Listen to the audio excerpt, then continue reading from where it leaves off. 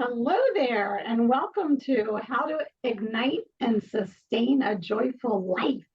Isn't that a fun thing to talk about, Lise? It's one of my favorite topics. Yes, yes, we're excited to have a quick conversation that we're able to share about the upcoming retreat that we have through Thriving Leader Collaborative. So Lisa and I are both faculty members, along with Deanna Carpenter, who wasn't able to join us today, but she will be at the retreat. So it's a little bit about Deanna. She is a spiritual doula and a sound conduit. So besides doing the amazing gong and all of the crystal bowls and such, she has the voice of an angel. And she's a Kundalini yoga instructor. And we're thrilled to have her as part of our retreat offering that we are going to talk to you about today. And Lisa, so Lisa Long, who's with me, is our chief spiritual officer. And you're going to know all about that as we go because she has some exciting things to share. So why are we gathered today? We're gathered to talk about the retreat and the value of the retreat and help people further understand why we do these things in the first place. And so I think about retreat. We retreat in order to re-energize. We retreat in order to reconnect with ourselves first and foremost, and then in community, and in the world at large. Back at our workplace, let's say, how do we reconnect from a recharged and rejuvenated position? So there are a lot of re's going on there. And I think that, I know that that's what the experience has been for the attendees of our previous retreats. And later on, I'll read some of those testimonials. But Lisa, what's your recollection from that first retreat and as we move towards this next one coming up in September? Well, the first one was in Monterey, and it was just a lovely setting in the redwoods, and the gathering of attendees was, I think, almost immediate, a nice connection right away. We gathered up in circle, and I led the 4 directions, and which is a way of anchoring the space and inviting people in, and that was very well received. And they were the attendees were very open and receptive, and that made it really fun. And I think one of the spiritual practices that you hear about so often is coming like a child, coming to learn. And when I think of retreat, I think of that as well, that you're coming into a new realization of yourself because you're around new people. And especially at a retreat setting, I remember, like the first day people wore makeup and felt maybe dressed up a little nicer. And by the last day, nobody's wearing makeup. Everybody's in their casual clothes, like all the faces that we put on and the roles we lead. All of that fell away as we saw each other as human beings. And so for me, that was the biggest takeaway, was the bonding that went on, the private conversations, the discussions about what we led in topic and in our sessions. And so I love retreats for that reason. And so I think that was a wonderful aspect of our experience last time. Take an opportunity to review some of the learning objectives, because if you're going to pay the rate ranges between $1,700, a little lower for the commuter rate, and $2,100. And so I think about myself, if I'm going to pay that amount of money, like, what's going to change? What's going to be different for me? So I'm going to read through some of them. We have sort of 3 key components to this retreat. It's 1 day longer and sort of a little bit more robust than that first one. So the first thing is to prioritize well-being in order to promote productivity. So attendees will be able to do that, prioritize their well-being. So new practices, things that will share with them that they'll be able to sustain going forward in their lives. And so we'll help them deal with how to diminish competing demands. I've been lately geeking out on the neuroscience. So we're going to create new neural pathways that support your ideal day, week, and life by utilizing some of these pivot prompts, as we call them. Overcome the time suck tendencies based on the neuroscience of procrastination and multitasking. And that's one of my favorite topics lately. And then the second piece, so that's one, so the three altogether. The second is to refine spiritual intuitive intelligence. So the attendees will be able to integrate spiritual and intuitive intelligence into their lives, just that, into their workplace, into their communities, into their day-to-day with loved ones. Also develop their intuition and align that intuition, that inner ally, so that they can thrive personally and professionally. And the third component is to improve their inner narrative. And you and I both have ways to talk about attendees when we're speaking and such, about creating a positive, nurturing inner narrative that supports their values, and replacing limiting words with ones that uplift and inspire. And I remember that activity we did at the last retreat where they chose, by the end, remember, everybody chose one word. And to your point just a minute ago, they probably would have chosen different words straight away, but by the end, they had words that truly represented how they were going forward with their new reemergence, let's say. Yeah, their new perspective. And that's the beautiful thing about coming together. And I think what you and I do well is that you are an expert in your field, and so good at leading others to become the leaders they want to be, with all the years of experience that you have. And then I think my strength is having that intuitive state of, the way I exist in the world, that my intuition is, it's with me all the time. I'm very aware, very self-aware. And so we really walk our walk in this retreat, and we're honest. If something comes up for us, we work on that too. We have new insights. I remember the first retreat, I had some things going on that I was like, wow, I didn't know this could come up right now, this emotion or this feeling. And the beautiful thing is we're in it together. We're side by side. I like to say that as personally, as a shamanic practitioner and an energy medicine healer and an intuitive nurse, I like to say that I come alongside others. Yeah. And I think that being in a retreat setting does that, physically coming alongside, and those little conversations when you're walking in the woods or sitting by the fire or at lunch together, And so it really does allow us to do everything you said as our objective, and in a really communal way, in a natural way.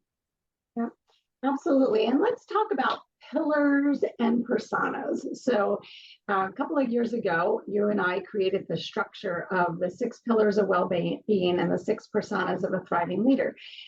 And with the first retreat, we sort of did an overview of all of the 6 personas and the 6 pillars. We will do all 6 pillars again, but this time we're going to refine the personas down to 3. We're going to focus more on 3 out of the 6. So I'm going to tell the audience what they all are. So the 6 personas of a thriving leader is the ambassador of the culture, is the leader as coach, and the change agent. And, that chaotic word I learned from you, chaotic expert. And so those 3 are the ones that we won't go so deep into. The other 3 are the life integrator. Yes, going there. That's it. That's part of what this retreat is about, that you're able to leave saying, I am an expert at integrating my life and my work and all that goes on in my community. Emotionally and intuitively intelligent. So that's a key component of what we do, and you'll tie that together with the 6 pillars. And lastly, the proactive and productive juggler, and that's where we get back to the neuroscience. So those last 3 are the ones that we take a deeper dive into as far as the leadership personas. So tell us about the pillars. So the 6 pillars of spiritual well-being, the first one, and which is always the most important, is self-awareness. And we start with talking about and recognizing where we are in practicing self-awareness. The next is community, and that's kind of self-explanatory. I mentioned before that being in community, but the importance of it, and returning to, after the retreat, making sure that we have a connection with our attendees, and that we create community, and that's helpful. And then the third is movement. And so I teach different ways of moving energy through the body and the different practices around that. And then presence. There's a difference between being self-aware and being present. So we talk about that. Intuition, my favorite. because it is a birthright. We all have intuitive abilities. And so we weave in discussions and experiences around that and tie in all the leadership content with intuition as well. And then energetic hygiene, which is always people kind of turn their head like, what the heck is that? And there are practices to help us keep our energy clean and clear so we don't take it with us into the next experience. And especially, this is especially important with people in leadership positions. And from my perspective as a nurse, it's really important before we interact with another, I would say, patient. Maybe you're not in healthcare and you have to interact, and you want to clear your energy before you've had a negative experience and then walk into the next space, Right. Or before you enter your home after being at the office all day. Those kinds of things. So we weave all that together, I think, in a very powerful way, very applicable way. Yeah, I don't think I've told you this, but I had an opportunity a week ago when I was presenting in front of all the healthcare leaders to teach them the snapping.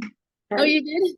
Yeah, I did. I said, that's okay. my quick go-to. If a negative thought comes up, or I find myself thinking about something old that's just spiraling, it's just this recording that's going on, or just an uncomfortable feeling, I just snap my fingers. And sometimes and I don't have to make an announcement. I'll just be walking and I'll snap, or if I'm in a room, I'll just be snapping. And it really stops the flow. It it removes the attention from where you were to where you want to be. Yeah, it was funny because the COO in the group was like, okay, y'all, you're going to see me walking around when things get a little heated. And and it's true. It does work personally, and it could sometimes, we walk into those group settings and my mother used to always say this, that you could cut the air. It was so thick, you could cut the air. And I never understood that. I thought, what is that? But it's a vibration, it's an energy that we really literally do want to chop through and cut, right? That's right. So, yeah. In many spiritual traditions, they teach that it's an actual cord. So there's cords that that go out of our energy field into others, and we connect. Obviously, like the most obvious are our children.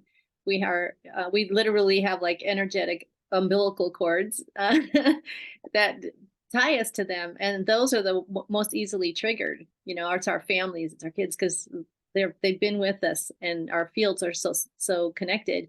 And so, there's ways we can do that. And so we love to have those conversations and shared stories too, at retreats where you wouldn't otherwise have a chance to even share. So, right. And most importantly, have the attendees walk away with some tried and true practices that they can return to time and time again. That's right. What I call pocket practices.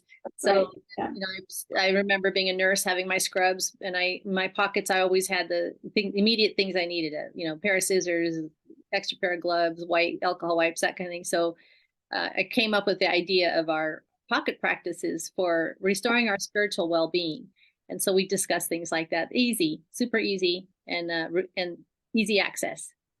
And it's a matter of making them a habit. That's why it's a 3-day retreat, or 3 nights, so that we can really bake in these habits so that people, they don't fall by the wayside, that they are, it really is a transformation at the end. So the question we get a lot is, do you need to be a leader to attend, right? Because we talk a lot about the leadership personas, and so I want to read. I had the honor to participate in being the author of this book. Yay. Yeah, and there were 25 women, I think, who wrote chapters. And Shirley Launtland, who actually came to the last day of our last retreat, she was unable to attend the entire thing. And in her chapter, she actually wrote about this idea of leadership personally. Leading oneself is where we start. So when you and I speak about leadership, that's what we're talking about too. And I thought I would take an opportunity to sort of read what she said. I think it's great.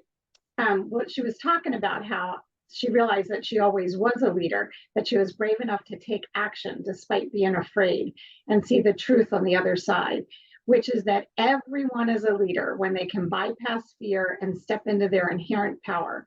You don't have to run a Fortune 500 company. It can be how you lead yourself, your family, your job, your passions, your community, or how you see yourself in the world.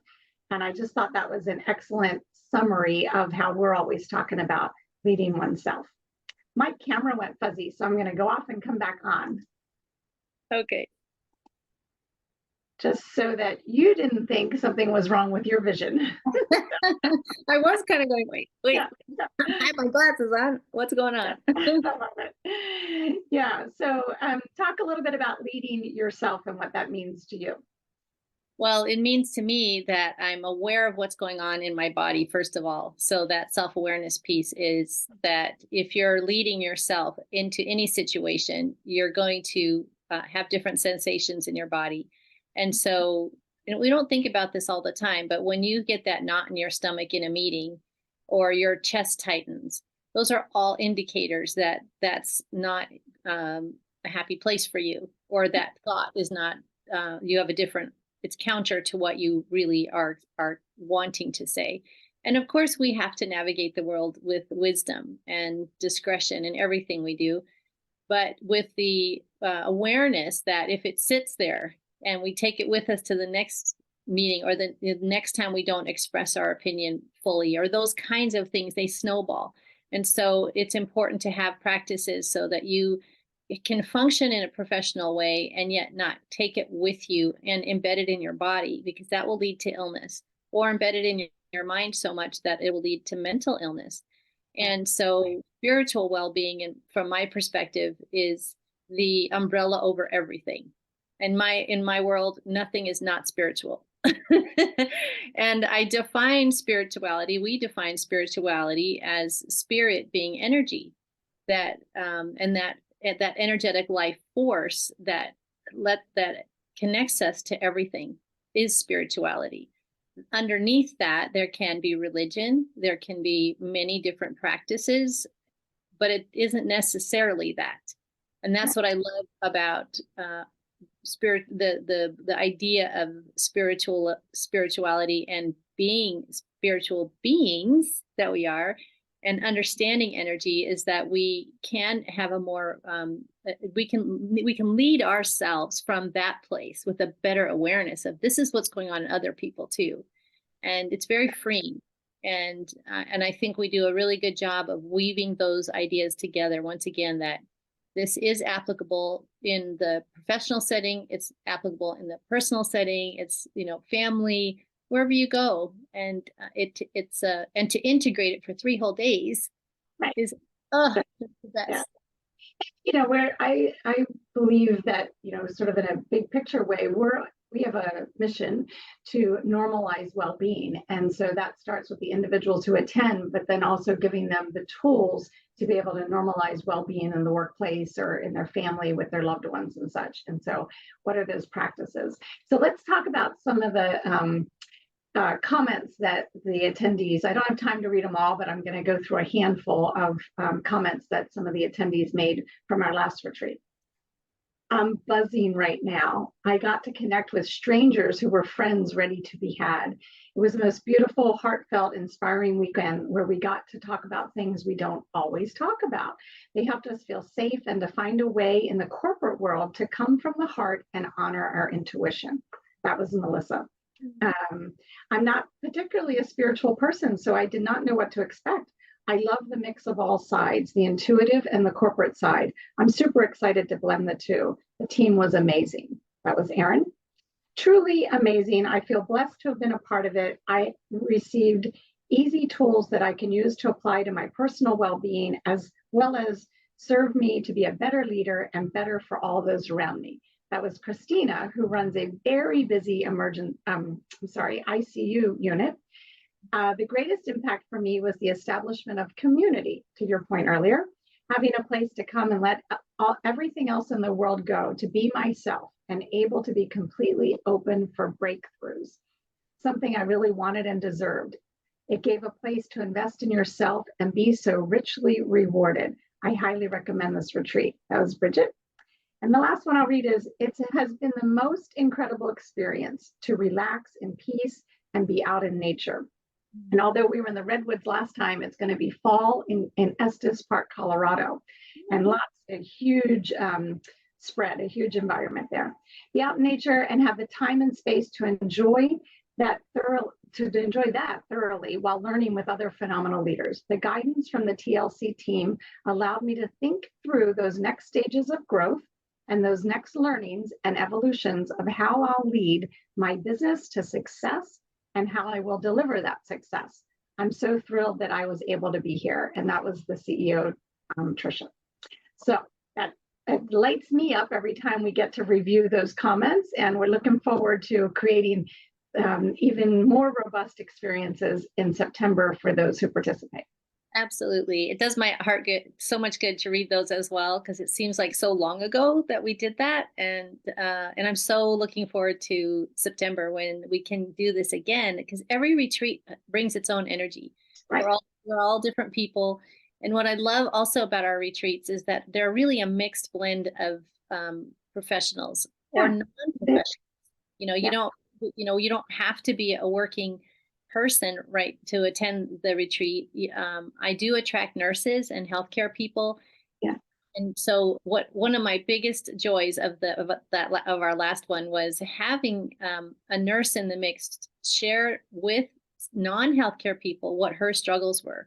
And that, the compassion and empathy that came out of that was amazing for each other. Like, wow, I had no idea this would be like this for a nurse in this situation, or I had no idea this would be like a CEO running a business in this way. Like, to see each other's, struggles and how we deal with them, and then see, what I mean? The whole blend of it. There was a lot of growth and expansion that way. Yeah, and finding that common thread, with, like you just explained, there was I'm thinking about Mary Ann, there were those who aren't in a leadership position at all. And yet there was this, I actually think that's the beauty of it. I think that the combination of all the different people who were drawn to the event, and hopefully those listening now will be a part of that, where they came together in a very meaningful way. So that's the community that we are proud that we created.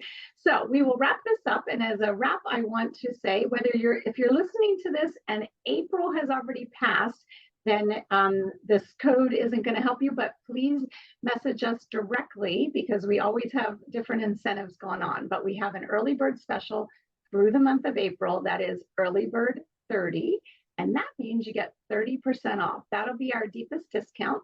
So again, if you're listening and it's still April, jump on that deal. And otherwise, message us directly or watch on our social media challenges or channels for what we have going on as an incentive. So with that, I'd like to thank Lisa for coming on, and for those of you who listened in.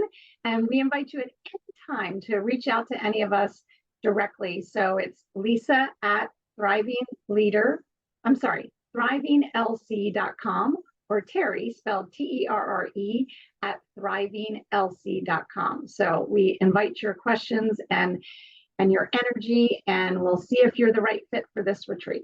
Yes, come play with us. I just want to explain my background before we end, that I'm staying at a friend's house in Bend, Oregon. I don't live here, and they have little kids. And so they built a climbing wall, and we got in late last night. So it's kind of chaotic. But I think it's a great idea. Wouldn't that be fun?